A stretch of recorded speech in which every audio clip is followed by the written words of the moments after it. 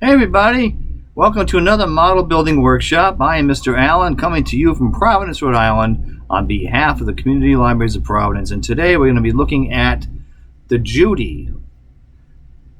This is a Japanese aircraft from World War II, and this model kit is from Fujimi, and it is in 1/72nd scale.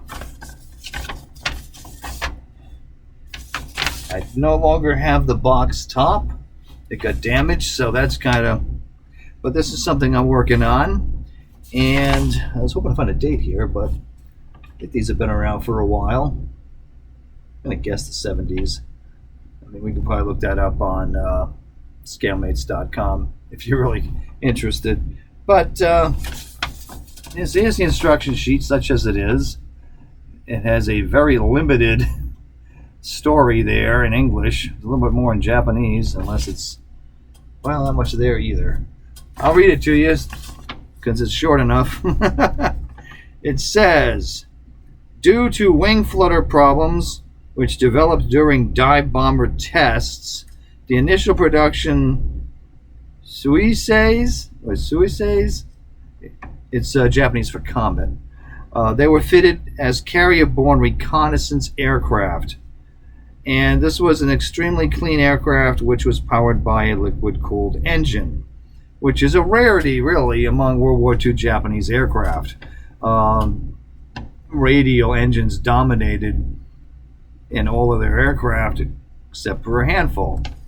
And in this case, this is, as you may know, for those of you who follow Japanese aircraft, it is a German Daimler-Benz engine that was mounted on this airframe.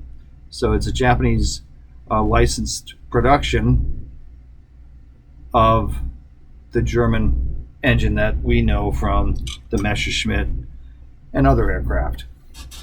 So let's look at what there is for an assembly instruction, which is very limited.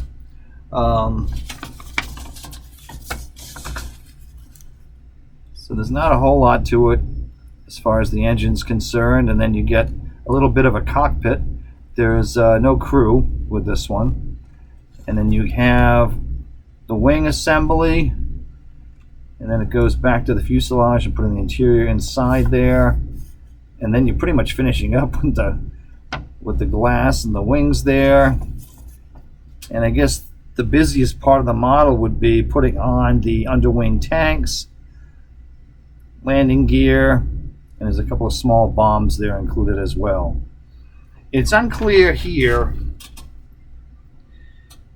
because maybe it was in Japanese and I couldn't understand it, but as to whether the bomb and the gas tank were on at the same time. I decided to do that because it looked more interesting. I'm not sure if that's how it actually worked out. So these were kits that I thought were a lot of fun when I was younger, because they're pretty clean models. They're easy to assemble, so they're a lot of fun, especially for younger or inexperienced model builders. They are a little lacking in some details. I mean, it's very clean, smooth parts.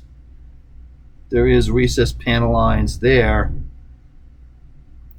So it's a nice looking kit, but yeah, the detail is a little lacking by today's standards, though I generally thought Fujimi was pretty good back in the day.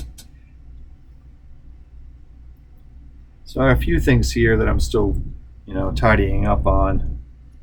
Just the underneath there, you can see the bombs. So yeah, like I said, I don't know if they're really supposed to be there because the underwing tank is in the way of the bomb. So I guess you got to hope that they drop the underwing tanks before they drop the bomb. So anyway, things you kind of find out as you're building stuff. So in retrospect, I don't know if I would have done that. But anyway, the propeller, there's a slight issue here. As you can see, it's a little bit loose. So yeah, I don't know if I like that. I have to figure out what I'm going to do with this. That's a little wobbly there. So yeah, I got some touch-ups to do on this kit, especially on the cockpit glazing there. I got some stuff to, and some touch-ups on the sides here and there. A couple of things. Decals are okay. If you look, whoops, if you look carefully, you'll see that there's some bleed through on the national markings there on the green, a little bit even on the gray underneath. So they could be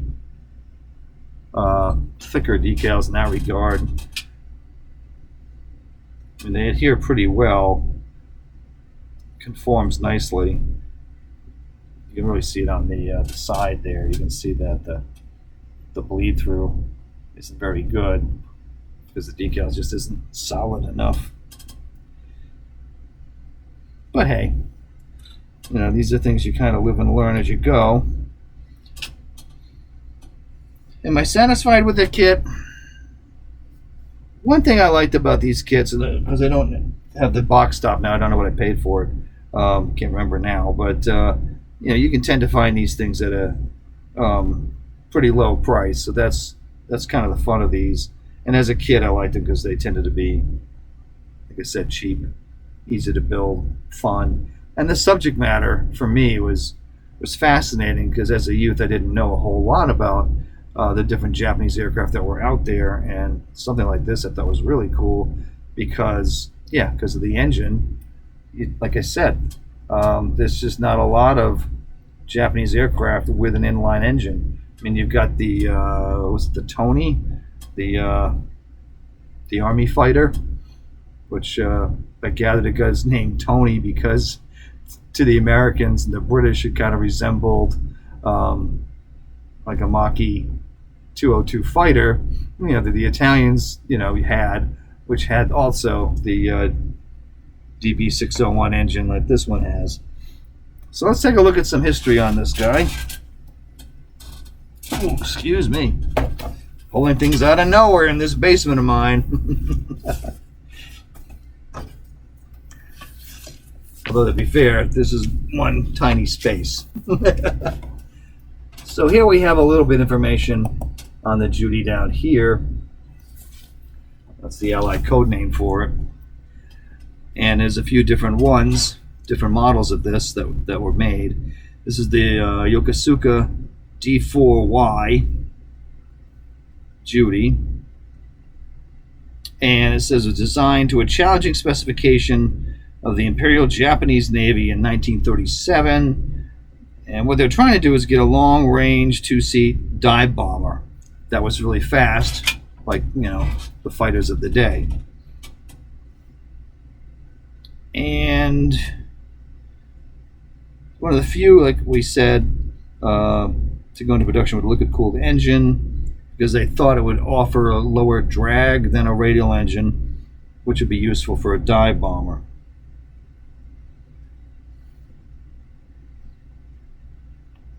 And the first ones were reconnaissance aircraft, which is what the instruction sheet was saying. And they were used as reconnaissance aircraft flying from the carrier Soryu during the Battle of Midway in 1942. But when the carrier was sunk, there went your trained, skilled pilots with it. So from there on in, most of these planes are operating with less skilled crews from islands and island runways. So some of the issues that they were having with this plane were ironically solved when they switched over to a radial engine of their own design, and the plane was significantly improved, which actually is something that happened to, I think, the Tony as well. That when the radial version came out later, it was even better. So I just think that's kind of ironic. And during the final year of the war, there was the D4Y4, which was a single-seat suicide plane for the kamikazes. Yeah, fitted with 800 kilograms of explosives. Eek. Yeah, so it was a Aichi Atsuta 21 inverted V 12 cylinder liquid cooled engine, which is basically the Japanese version of the Daimler-Benz 601 that was in this. And they did have some Night Fighter versions that were built that had 220 millimeter cannon fired from behind the rear cockpit, I guess, firing upwards. And I guess a total of 2,038 were put together. So that's the history of this guy. And like I said, I thought this was an interesting plane because of the look with that engine. And again, very few Japanese aircraft served with radial engines. Anyway, have a look.